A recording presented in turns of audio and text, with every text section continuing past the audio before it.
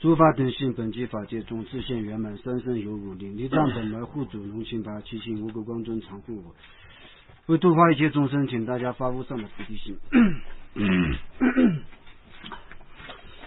发了菩提心之后呢，现在我们继续讲弥勒菩萨所造的大乘专经论。大乘专经论呢，可以说是宣讲这个整个菩萨他需要了解的，可以说所知方面，然后呢所修的道方面，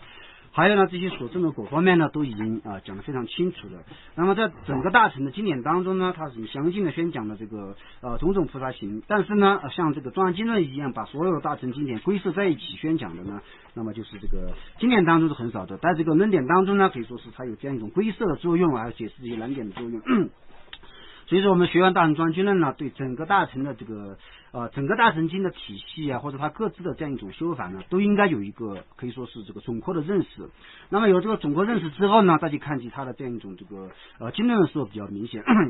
比如说在这个可以说是无著菩萨所造的这样一种这个瑜伽师论当中啊，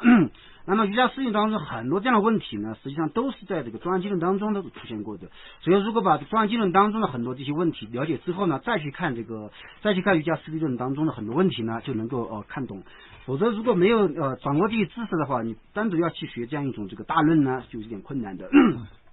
所以说，针对于这样一种大乘的总纲的大乘专经论呢，必须要这个好好的这样一种这个闻思修行。那么一方面来讲的话，它非常的广大，前面讲过的一方面讲的话非常的殊胜的，就是说呢，因为它这个讲的很广，而且呢，就是说观待于这些中观论点来讲的话，好像是没有什么可以说非常深的这些问题呢，好像是没有出现的所以说就在这个时候呢，就必须要避免呢，对这样一种这个论点心生可以说是这个心生这样一种这个怯弱之心或者不愿意去入我认为很简单呢，这方面的这个想法都应该避免，因为它必定是一个大乘的这个正道的修行。所以说，如果刚开始的就轻视的话，那么可能在这个学完之后，在听闻之后呢，不愿意去深入去思考，没有思考，没有去其实这个记住这样一种这个要点的话，对自己的修法呢帮助不会很大的。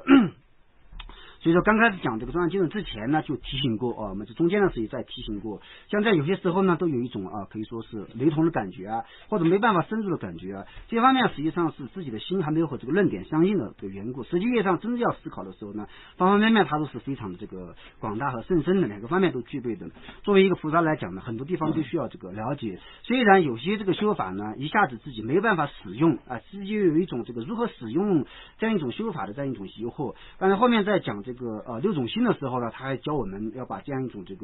把这样一种观点归摄，然后自己总结出这个修行的要点。这方面呢，就是后面还要讲到的。所以说呢，在这样一种这个每品当中呢，都讲到了各自不同的这个所修的内容。所以说我们学完之后呢，实际上可以把每品的内容呢都有一个归纳，然后升起一种并解的方式的。那么这个就是大乘专经论当中可以说我们必须要了解的或者不能忘记的这些要点。那么在这个学的时候呢，主要是通过5个无上五义的方式进行开显。无上五义呢，可以说是弥勒菩萨在这个本颂当中是通过5种比喻来进行开显的。他一个一个的意义呢就没有讲到，但是它的含义呢，无著菩萨在这个讲义当中讲到了，释训论师呢也讲到了，然后呢，全智波罗蜜他们在抉择的时候呢，都是一一讲到，尤其是全智波罗蜜他老人家在这个他的科判和他的这个讲义当中呢，就是相当明显的次第用这个无上五义进行开显的，也就是刚开始所安立，然后是这个可以说分别所知，然后是所思维和这个不可思议圆成认得，就从这个次序呢都是通过这个下来的。那么有些其他的印度人认识在抉择的时候呢，他就说每一品当中呢都有五义的这样的讲法，或者怎么样摄入三自性怎么样摄入这个无法当中呢，这个方面了解起来就比较复杂。所以说我们就知道了摩诃迦他这个科判和他的这个讲义就比较容易的让我们了解无上五义怎么样和每一品对照呢，这个都是非常清晰的。所以说我们要学到现在的时候已经学到这个第4个了，不可思议了。所以说我们就知道它这个特色呢可以说是相当这个显著的。那么在讲不可思议这个意义的时候，主要是通过这个第10品通过无上大菩提品呢进行观察。那么在这一品当中呢，都是在讲这个菩提的它的这个本体和它的作用这方面都是在讲的。除了这个之外的其他很多菩萨行或者这些这个凡夫这一方面的这方面的这个修法或者它本体呢抉择的少并不是说没有抉择，它抉择很少而已。所以说从这方面我们就知道了不可思议的大菩提。如果我们了解了它的这个大概的自性之后呢，总相知道之后呢，就能够对大菩提升起欢喜，对现在我们所修的道的升起欢喜。那么现在在觉知大菩提当中呢可以说是这个三身和四智当中，那么身智的功德也是菩提，就是我们平时在学习大菩提的时候呢可以说频频接触到了这样一种名词。那么如何是三身前面已经讲完了，现在正在讲这个四智方面的人一的四种智慧呢，它是4个方面4个方面呢其中第一个略说它已经讲完了，主要是讲4种智慧当中呢大圆净智它是不动的，然后呢是这个其他3智的这个所依处其他3智的所依处。那么这个前面我们讲过吧，这个3智呢就说是动摇，然后大圆净智是不动。那么这样一种动和不动呢主要就是从可以说是这个主要是这个动摇吧，这个动摇主要是从它妙力这个角度来讲的它有个妙力，还有种种这个其他3智，也就是说平等性智也好，妙观察智也好，成所作智，他们都有一种这个摄受的这种妙力吧。从这个侧面来讲的时候呢，它是一种动摇根本不能理解成分别念这样一种这个动摇所以这个方面前面已经讲过了，这个主要是这个8种次第转移而获得的。那么今天呢开始讲第2个科判，广说分4：一大圆净智，2是平等性智，3是妙观察智，4是成所作智。那么对于这个4种智慧呢次第宣讲。首先讲第一个问题呢，就是大圆净智大圆净智呢宋词当中就讲到净智圆无分，相续恒不断，不于诸所识，诸相不现前，净智诸智因，说是大智障，余生及余智相现从此起。那么讲大圆净智的时候，通过2个宋词来讲的。那么第一个宋词呢，它主要是讲可以说转第8识而成大圆净智。然后呢，在第一个宋词当中呢，就是它的这个含义主要是讲这个转第8识成这个转第8识成这个大圆净智的这样的内容。然后呢，在讲这个可以说是内容的时候呢，有讲到了大圆净智它的很多体相他自己具备的什么样体相呢？就是在这个第一个宋词当中讲到了。然后第2个宋词当中所讲到的，主要是这个大圆净智的一个作用，它的作用是什么？也就是说，第一个宋词它主要是转8识成大圆净智这方面讲的。然后大圆净智它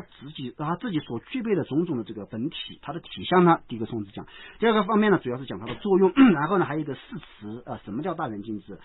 主要是第2个宋词呢有2个方面。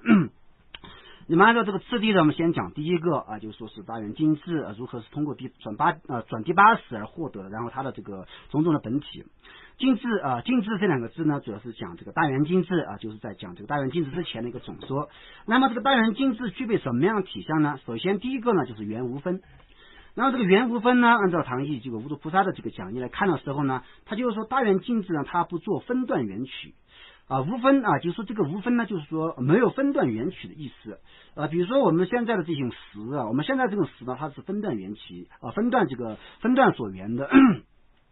那么对一切法它是分段缘就是说刚开始缘这个法，然后再缘那个法，它就是说分一段一段的这样一种这个分别来缘的。那么就是大圆净智，它第一个呢就是说缘无分它就是说是在缘万法的时候呢，它没有以分段这个来缘的方式没有通过这个分段缘的方式的，所以说这个方面叫做这个缘无分的这个含义。也就是说大圆净是总的圆比如说净子它在造万法的时候呢，它是这个同时把万法造到的就是造这个法的时候呢，不是说是首先造这个它的范围所及之类的吧，相当于它这个范围所及之类的，先造某个人然后再造第2个人，这个方面是没有的。净子来造这个取向的时候呢就这个地方净子这个净子的比喻我们就知道和真正大圆净智呢是没办法比的只是一个相似的比喻。因为净子它造的时候呢，真正不可能是说所有的万法同时造着，它的范围所及之类的这个法这个造的时候呢是同时造的，它造一片树丛或者造一片这个草丛的时候呢都是同时在净子当中显现，它没有做分段缘取的。那么大圆净智呢也是这样的，它就是它的范围呢就非常广大，一切所知万法是它的这个所缘。那么它所缘呢不是在次第缘没有做分段缘，它说一刹那当中呢同时缘，所以这个方面叫做这个缘无分的意思，就是这样的。这个按照唐译当中是这样无分。那么这个在摩诃戒的讲义当中，这个无分呢去解释成无分别。那么就是说是这个就是无分别的意思。那么无分别是什么意思呢？就是说大圆净智它在取这些在缘取一切万法的时候呢，它根本没有能取所取。显现上面呢好像有一个这个是智慧这个是大圆净智的本体，然后它取了外面的这个诸种相，好像呢有一个这个所取。但是呢，实际上从大圆镜智它自己的本体来讲，它根本没有分别啊，这个是能取，这个是索取，没有能取索取的分别，所以说这个叫做无分。只不过呢是便于我们了解啊，就是说这个是大圆镜智它是就是说能取的或者是有境，那么这个是它所取的对境好像是有能取索取，但实际上呢这个讲得很清楚，原无分。所以说我们在这个学习这些论点当中所表达的含义的时候呢，我们认为的可以说是有分别，或者说佛经当中讲的这个是能取索取，这个主要是便于我们了解，而实际意义上就在这个地方讲很清楚，原无分啊，就是它根本就是没有这样一种能取索取的分别的，符合了这样一种这个条件呢，它才真正有这个智慧的一个体现，否则不是这样的话，就成了一种这个分别式的体现了。所以第一个呢叫做这个原无分，那么第二个呢就叫做相续恒不断。相续恒不断的意思呢，就是说是30当中它的缘万法的时候呢，就是不间断的这个缘的。30当中呢不间断的缘，当然这个30当中不间断的缘也是关带了我们的分别心的，因为这个所谓的30它就是关带众生的分别安立，这个是过去，这个现在，这个未来，或者就是说从众生的分别心来讲，或者说从这个外面的有法的角度来讲，这个有法呢有过去现在未来的分别，所以说呢我们在讲大圆镜智的时候呢，也是借用了这些凡夫人的概念，借用这些凡夫人的概念呢，去讲，实际上大圆镜智是相续不断的缘的，就是说是在过去也是这样的在现在在未来都是这样一种成是不间断的。那么实际上从大圆镜智它自己的本体来讲，有没有这样一种所谓30的这样一种执着呢？前面我们讲过30的执着绝对是一种凡夫的分别的执着，它是一种有心的状态，根本不是法性。而这个大圆镜智呢，它是个佛的智慧，它是究竟法界的本体。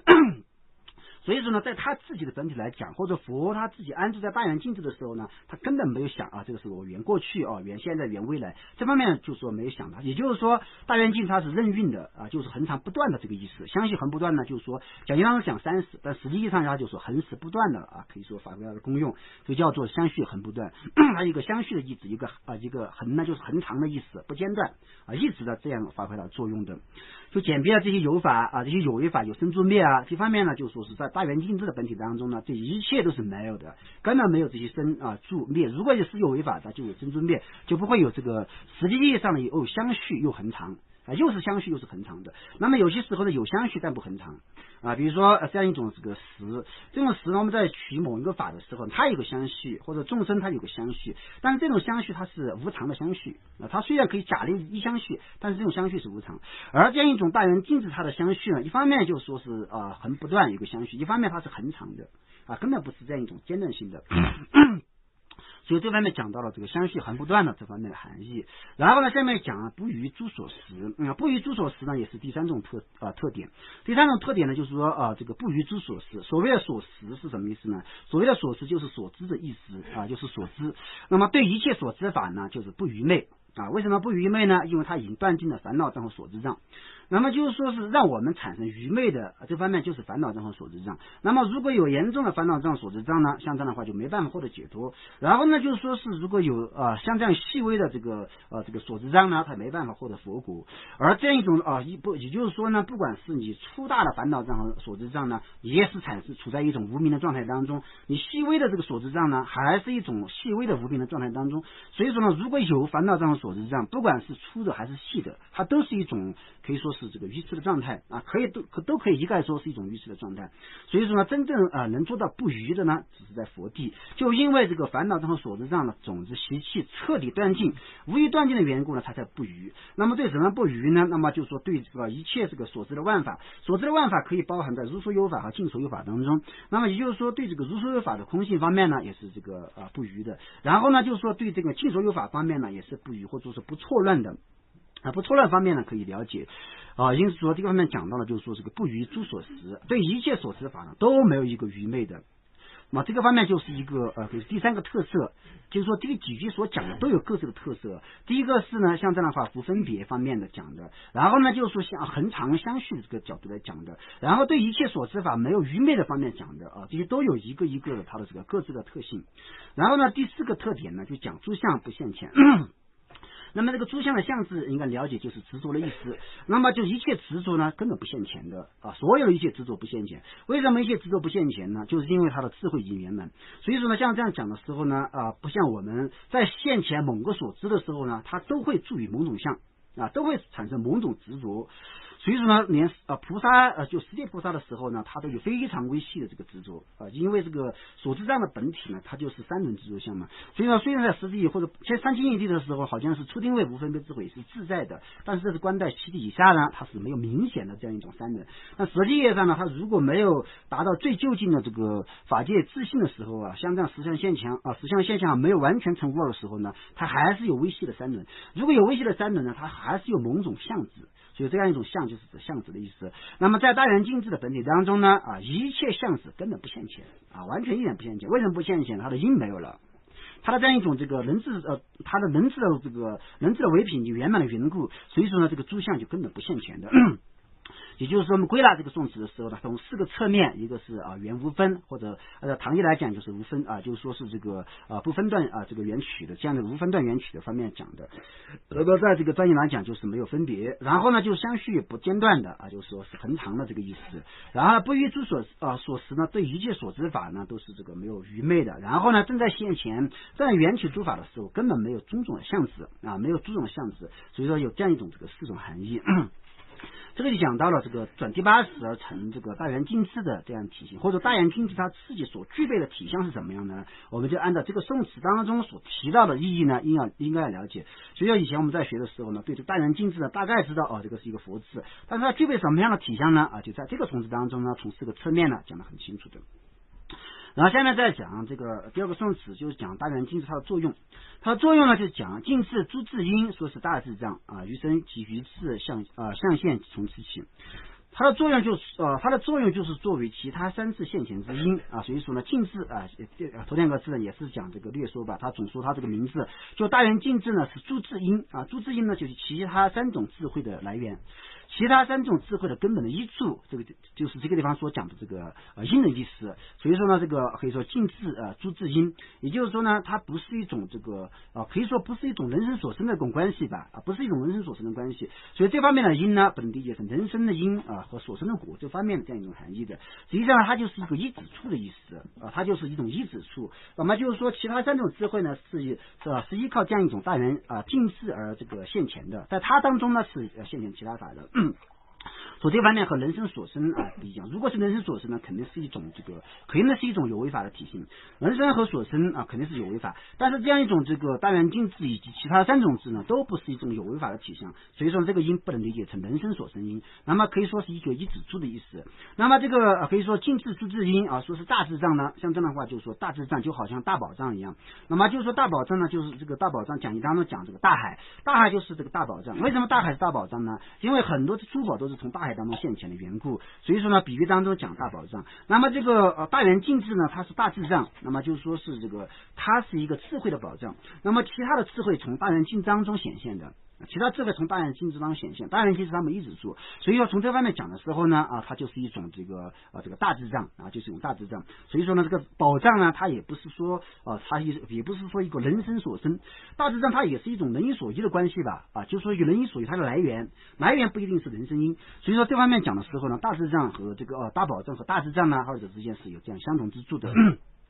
然后呢，下面再讲余生及于智象现从此起。余生及于智，这个余生呢就说其他的生其他的生主要是报化生。那么报生和化生呢从这个大圆镜上显现的。那么就是说呢就是报生的究竟摄事处是什么呢？报生的究竟摄事处它的这个安立处呢，就是这个大圆镜智。从大圆镜智显现报生，所以说这方面讲的时候呢，从这个大圆镜智显现报生，所以说是余生从此起的意思从余生从此起。然后呢从报生显现化生，那么一般的讲法了，报生显现化生，报生显现化生呢，那么也是依靠大圆镜智作为根本因的。所以这个余生呢就包含了报生和化生两种生这方面就讲余生从此起的含义。然后呢余智从此起，余智从此起呢也可以讲到理解成这样一种这个可以说三种智慧吧。其他的三种智慧呢平等性智、妙观察智和成所作智三种智慧呢也是从大圆镜智而升起或者说依靠它而显现的。那么从这个方面讲到了这个愚智的意思，或者就是说这个愚智呢，可以从三种智慧讲，当中提到三种智慧嘛，一个就是说是无平等方面啊，就是不是无平等，就是说平等的方式啊，就现前一切的这种如数有质，如数有质呢也是从大圆镜智而现前的。然后呢，无杂乱的这个现见一切万法的尽所有质啊，无杂乱显现一切有法的尽所有质呢，这个方面也是大圆镜智所因的。然后呢，还有就是说是承办众生利益的这样一种这样智慧吧，承办众生利益这种智慧呢，也是从大圆镜智显现的。所以说这方面讲到了这个愚智从大圆镜智而起。那么可以说是三种智慧呢，前面的如所有智呢它是从平等的角度来讲，所以说它可以和这个平等性质对应的。它可以和平等性质对应，然后呢，就是说是这个可以说它的这个无杂乱的了解一切这个万法呢，它可以和这个妙观察是对应的。然后呢，就是说承办众生利益呢，它可以从和这个成所作是对应的。实际上呢，就是说是三种就是不管是怎么样讲三种智，从平等性质等三种智来讲也好，还是从如所有智、尽所有智的角度来讲也好，反正呢都是以大圆镜智做根本因的。这方面就讲于相即于智同此起，那么有个象限，那么个象限的含义呢，就是说是这个犹如镜中可以显现种种影像，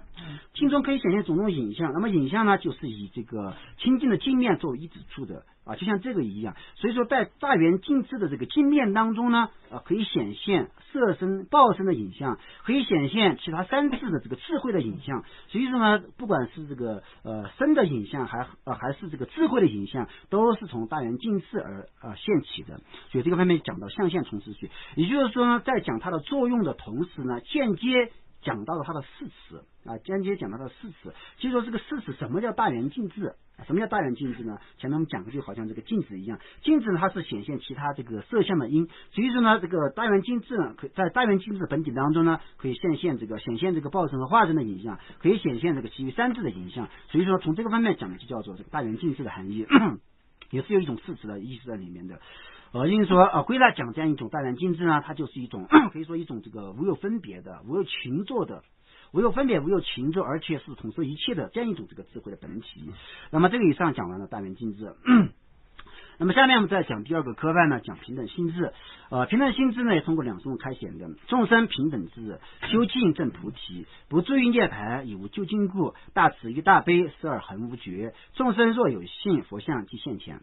那么这个地方讲这个平等性质平等性质呢也是通过两个方面在进行开显。第一个方面就是讲，那么就是说转第70层平等性质的这个含义，转第70层平等性质，或者就是说这个讲它平等性质它自己所具备的体相。然后第二个颂词呢是讲这个平等性质它自己所具备的这样一种这个作用。它具备什么样的作用它如果是一种这个法的话，它是一种这个佛法的话，它肯定有它自己不共的作用。所以第二个颂词呢就讲平等性质它自己发挥什么样的作用。第一个颂词讲它的本体，第二个颂词讲它的作用那么首先第一个呢就讲这个可以说从这个转第70成平等性质的这样一种含义。那么众生平等智，修尽证菩提。那么这两句呢就是很清楚了。第一个就是众生平等智，那么就是说在这两句当中呢就讲到了这个见道、修道和大菩提三个层次。也就是说众生平等智这一句呢，它是讲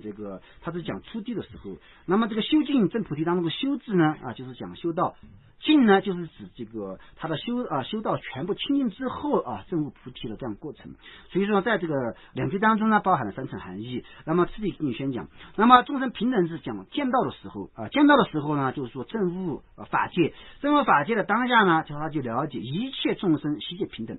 一切众生悉皆平等。关于一切众生悉皆平等的这样一种含义呢，前面我们大概也提到过，后面还会提到。所以说这个方面讲的时候呢，他正出地的时候呢，从5个所作或者4种所作的角度来讲呢，那么悉皆获得这个平等的，获得这种平等智。所以说像这样的话，自己和一切众生实际上全部都是平等，这样一种智慧呢就说已经证悟了。也就是他这个证悟的智慧呢，是它的来源主要是在因地的时候，在这个凡夫位的时候呢，修持自他平等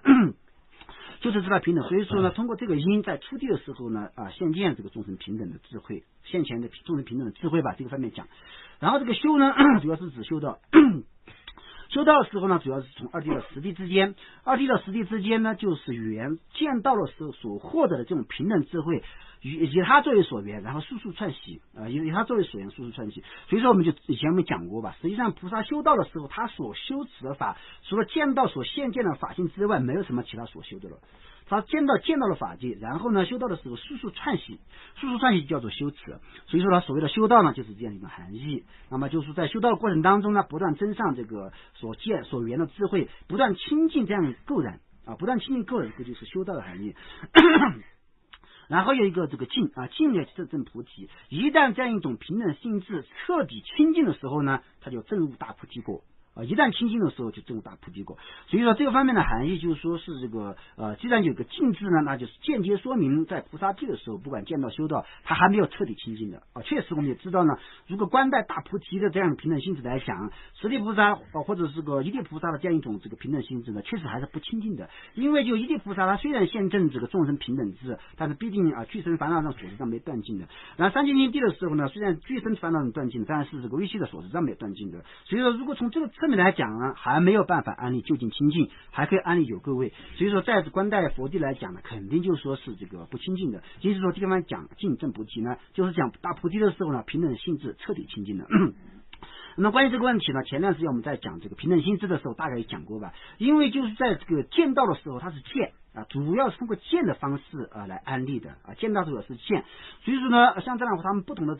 这个侧面不同的差别，也就是说见道的时候主要是现见的方式主要是现见，那么修道的时候主要是修持。那么在八地的时候呢，他断尽了具身障的种子具身这个烦恼障的种子呢，这个时候断尽的时候可以安立以平等性质获得了。但是呢，就是说是真正观待佛地来讲的话，彻底究竟圆满，那么就是在这个大菩提的本体。因为就是说是这个具身烦恼障的种子虽然断尽了，但是它的习气是属于所知障。它的习气属于所知障，而可以说是这方面呢和平等性质或者说平等性质有关联的是有关联。因为说一方面讲这个八地的时候彻底断尽具身烦恼障，但这个方面主要是从种子的方面讲，它的习气种子它的习气呢就是没有彻底断尽的。它的习气没有彻底断尽，这个习气好像这个什么呢？就是我们一个瓶子它装一个蜂蜜或者装一个其他东西，装很长时间了，我虽然把东西拿走了这些东西全部没有清净了，就是我把它的蜂蜜洗干净了，或者把它的这个东西全部洗干净，但是它的味道这个就是说味道还会很长时间当中保留在这个瓶子当中，这一部分就叫做这个习气这个方面就叫习气。所以说呢，平时我们讲烦恼障的种子它虽然已经没有了，但是它烦恼障的种子的习气还存在，这一部分叫做所知障。所知障没断尽的缘故呢，它虽然可以安立平等性质，但是呢究竟的平等性质还没有完全获得。如果说八地菩萨没有办法获得这个究竟的平等性质的话，那么就是说二乘的这样一种这个声闻和圆觉的阿罗汉果呢，可能没有办法安立圆满的平等性质。几个方面，圆满的平等性质我们简别了，前面有一个就近的平等性质，就是说是这个真正的这个平等性质就近来讲是在佛地，但是呢就是说是这个圆满证悟来讲的话，可以说是这个八地的时候证悟了，但是呢就是说罗汉他自己呢就是说没有就是说圆满证悟平等性质，他只是一个支分而已，确实是他自己一种平等性质一个支分只是一个支分。所以说呢，真正的圆满的平等性质的根本一丝一毫都没证入可以一概这样讲。所以说有的时候你也许会怀疑，那么就是说是断尽了烦恼障的种子，证入圆满人物，那么会不会就是说二乘也会有圆满的平等性质呢？实际上根本没有。从一个侧面来讲，那么就是说声闻和缘觉他的无学道的阿罗汉的本体，他对轮回和对涅槃他是有取舍的，他有取舍就没有平等就还没有平等嘛，就这个是我要取的，那个是我要舍的。所以从这个角度来讲，他有这样一种取舍的执着，怎么样安立平等性质呢？平等性质它有它的体现的。所以说你如果还有这样一种分别执着的时候呢，根本没有办法安立平等性质的。所以从这个侧面呢，也可以了解二乘没有真实的平等性质。然后呢，这个方面讲的就说是修净证菩提，不注意涅槃以无究竟故，不注意涅槃，那么就说是这个不注意涅槃是他的一个果他的果就是平等性质，一旦获得平等性质之后呢，他根本不会注意涅槃的，不会注意涅槃边。为什么不会注意涅槃边呢？第四句讲到的根据以无究竟故，以无究竟故就是它的根据。那么就是说是这个为什么说他不会注意涅槃？因为众生就说是不会究竟度尽。因为众生呢就是一直恒常会存在的缘故，所以说叫做以无究竟故，就是因为根本没有办法究竟度尽众生的缘故，众生无尽的缘故没办法究竟度尽，没办法究竟度尽的缘故根本就不注意涅槃。它的本体就是说平等性质它就是平等性质的本体所以说不注意涅槃就是达到了轮业平等轮界平等啊，像这样不至于涅槃这一句当中呢，就说是这个轮回也好，涅槃也好，二者来讲都是完全平等的。它舍弃轮回不可能至于涅槃的，所以说这方面叫平等，轮涅平等这个侧面不至于涅槃，所以说安利平等性质。而在这样一种这个罗汉的境界当中呢，根本没有这样一种没有这样的境界，他们舍弃轮回而去于涅槃，至于涅槃的缘故呢就说是根本和佛的平等性质呢没办法相比的。所以说这方面讲不至于涅槃也无究竟过。那么下面就讲它的这个作用，大慈悲大悲四二恒无绝。那么就说平等性质存在的期间呢当然我们就只有这样讲了。像这样的话，有平等性质的时候呢，那么就是他这个佛陀通过大慈大悲去缘取一切众生，去摄取一切众生他摄取众生的方式是通过慈和悲，而且是大慈和大悲。所以说呢，大慈大悲呢，只要这个菩萨地以上可以安立大慈大悲，那么在以下呢就说是没办法安立大慈大悲的。但是呢，佛的大慈大悲是究竟圆满的这样一种无缘大慈无缘大悲。所以说像这样大慈大悲呢，通过大慈大悲来摄受众生，是二恒不绝。就是说他就是把众生安置在这个就近安乐地，这个叫大慈。然后呢，将一切众生从粗大和微细的痛苦当中解救出来，这个叫大悲。但是呢，他根本没有一个这个是我所度化的对象，我现在对他升起的大慈大悲心，这样一种执着是完全没有的。所以说呢，有这样一种功用，有这样一种作用，但是没有这样执着有这样功用没这样执着。那么就是菩萨呢，又有这样的功用，也有这样一种执着。那么就是说是怎么，就是说是这个凡夫来讲的话，有这个执着，那这个功用呢不一定就是说能够功用不一定能够就是很明显的现前。所以这方面呢，就是说和这样一种佛陀相比较起来的时候呢完全都是相同的，是二恒无绝，就是恒常都是没有断绝的，恒常没有断绝，就是因为它平等性质的本体它是恒常的缘故。所以说它以大慈大悲心摄受众生的时候呢，也是根本没有断绝的时候。下面讲众生若有信，佛像即现前。那么就是说他度化众生的时候，如果众生对这个佛有信心，那么通过平等性质的这样一种这个功用呢，佛像就现在他的面前。就是说这个就和前面以前我们讲的是一样的吧。所以说呢，就是说佛陀他的智慧他是恒常的，因为我们在学这个三生的时候也好，还是学这个四种智慧的时候也好，都是一再提到，实际上这个佛陀的这样一种本体，他对这个大慈大悲心来讲，或者加持众生的这个相续的时候呢，根本没有丝毫的间断。所以从佛陀给我们赐予加持，或者说现在我们面前的这样一种能力和因缘呢，从外面来讲已经具备了。所以说关键就是你众生有没有信心的问题。经常讲众生若有信，如果你有信心呢佛像就会在你面前现现；你没有信心呢就见不到这样一种这个佛像。所以说这方面讲众生若有信，佛像即现前。无著菩萨讲义当中讲到呢，众生的性解不同，所以说呢，佛陀在面前显现的时候呢，或者显现黄色的身体，或者显现青色的身体。所以像这样的话，我们从这方面看到的时候呢，实际上佛陀的身相也有这样一种这个不同颜色的。所以众生若有信呢佛像即现前。那么对我们修法来讲呢，在很多时候祈祷的时候，尤其是在祈祷的时候呢，也是要有信心佛像肯定现前的，就怕有疑惑就是像我这样祈祷，到底会不会给我加持，会不会现前呢？就通过弥勒菩萨、实际菩萨，他的就是说讲到这样一种金刚句，你有强烈的信心、坚固的信心，绝对会现前你面前的，只不过是你见得到见不到，这个有差别。就是说你自己的这样一种善根，或者说是这个比较亲近，你的对象比较微薄的话，那么你一祈祷在你面前就也就是说你现见吧，现面就看到佛陀在你面前显现的。但是呢，就是说你的这个有信心你祈祷，你相信你祈祷之后呢，佛陀会现前。但是你的这个福报还不圆满你的障碍比较深重的时候呢，你一祈祷的时候呢可能不一定见得到不一定见得到的。所以说有的时候我们在祈祷的时候呢，我们可以说坚信就通过这些金刚去学习的时候呢，反正祈祷上师也好，祈祷莲师也好，祈祷这些佛也好，反正我一祈祷我就坚信这个佛或者我祈祷对你肯定是在我面前的，因为它具备平等性质，它具备平等性质，我一祈祷绝对会现前。只不过呢，现在我看得到看不到有差别。但从一个侧面来讲的话，那么这个看得到呢，也是你自己的善根圆满的；也看不到呢就是你的障碍可以说是这个它这个可以说障碍现前的吧。通过障碍呢，可以就进行安利了。所以这方面还是自己的问题。如果把这些了结的经论学了之后呢，那么我们在祈祷的时候呢，或者修法的时候，对上师的邪见呢，对法的邪见呢都不会产生的不会产生。所以这方面讲到的时候，就讲众生若有信佛像即现，主要是平等性质的作用。然后下面再讲第三个呢，就是妙观察智。妙观察志讲的时候呢，也是两宋观察的。观志实所识，恒实无有碍。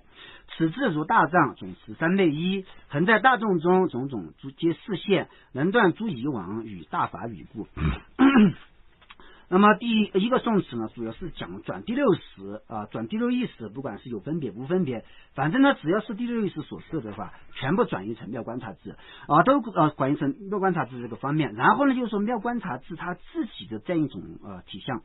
第一个宋词讲这个，第二个宋词在讲它的作用它的作用，所以说也是通过这两个方面进行观察的。首先讲第六意识成这样一种这个妙观察智和它的体相呢，观智实所识，观智就是讲妙观察智，妙观察智的缩写呢就是说缩写成观智了，所以说这个方面观智实际上应该理解成妙观察智。这个妙观察智呢，就是它的一个作用呢实所识。那么实所识这个第一个识字呢，第一个识字实际上就是指通达的意思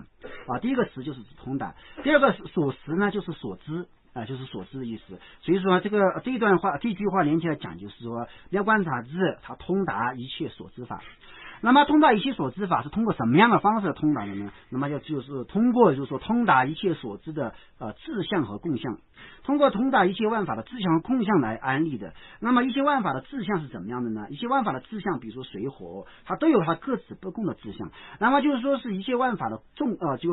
这个可以说是这个总相或者共相是怎么样的呢？在这个以前看不讲的时候，它主要是讲，那么一切万法的共相呢，它就是以四法印安立一切万法的共相。四法印安立一切万法的共相呢，比如说是一切诸行无常，诸数是苦，然后呢诸法无和这个涅槃寂静，就是说它就这个四个法印呢，就是一切万法的共相，不管是什么法，反正都有这样共相的。或者我们可以了解呢，一切万法的共相是空性或者说是这个法性这方面都可以了解的。所以说从不同的这个侧面，从可以说是浅层次、深层次呢，都可以这样了解。反正呢，就是说，如果一切万法在世俗当中它有共相和这个和志向，圣义当中有它的这样一种这个共相的话，那么我们可以知道呢，当然这个志向和共相的范围就相当广。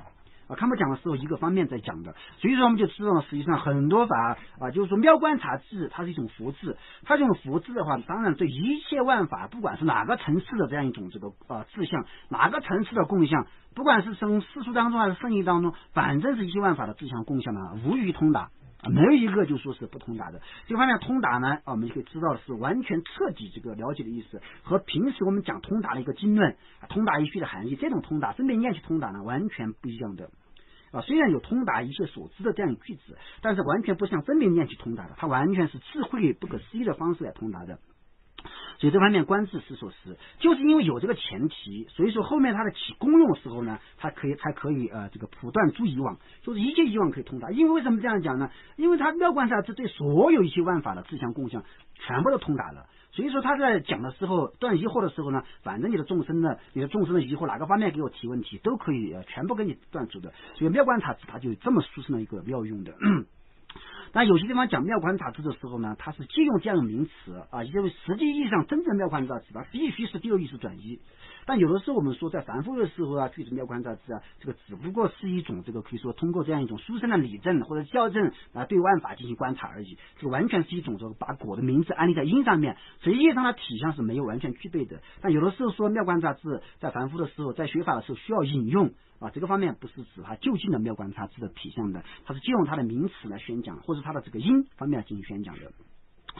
那么恒实无有碍这个是第二个方面呢，就是一个是实所识通达一切所知，而且呢就是说不是间断性的，它是恒实无有阻碍的方式来通达的。恒实无有阻碍，就说明它是一种妙观察智，它是一种恒常的体性不是说间断性的，不是有为法，不是有的时候知道，有的时候不知道有的时候有愚昧，有的时候没有愚昧，这个方面根本没有这样的。恒实无有障碍就因为前面我们讲的一样，因为它的种子像这样一种这个凡道藏所知上的种子彻底灭尽了，然后它的智慧彻底圆满了，这个方面的缘故呢，所以说恒实呢它是无有阻碍的。然后此智如大藏，总持三昧一。此智呢就是讲妙观察智，这个妙观察智呢犹如大宝藏一样，大宝藏呢就是出生一切总持和三倍的来源就是出生这个总持三倍的来源。那么这个地方也有个大藏，前面有一个大智藏。那么前面这个妙观这个大圆净智安立的大智藏呢，它主要是从可以说是大圆净智是出生其他三智的来源。那么这个地方的大智藏呢，就是指妙观察智，它是出生一切总持和三倍的来源。所以这二者之间的比喻是讲，但意义呢有有这个不同的地方。那么这个总持啊，就是指陀罗尼，三昧呢就是前面我们讲的这个三昧门。所以说呢，前面讲的这个总持门和三昧门，它可以包含一切菩萨道，一切或者说一切这个佛智的功德呢，就可以包含在总持和三昧当中。那么就是说是总持和三昧呢，一个陀罗尼的方面主要是陈述佛法方面的，然后呢三昧陈述众生的。因为说像这样的话，就说是这个妙观察智呢是佛相续当中所有的总持就是说佛内心当中肯定总持呢可能无量无边的，然后它的三昧呢就是也是无量无边的。反正呢这一切总持和三昧的来源就是妙观察智是从妙观察智当中流现出来的。